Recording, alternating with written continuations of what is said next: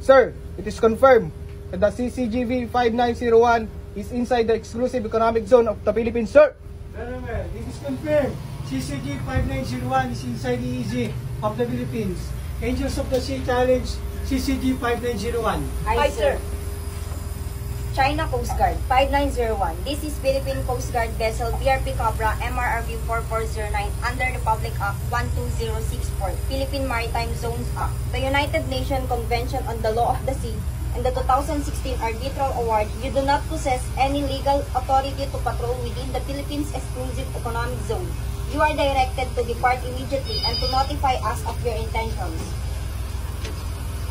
To China Coast Guard 5901. This is Philippine Coast Guard vessel BRP Cabra MRRV 4409. We are reminding you that you are within 58 nautical miles west of Capones Point, Zambales, inside in the Philippine Exclusive Economic Zone. Please leave this area immediately. Over.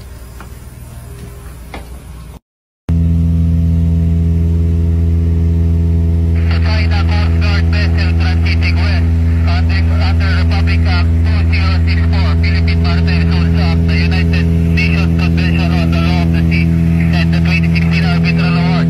You do not possess any legal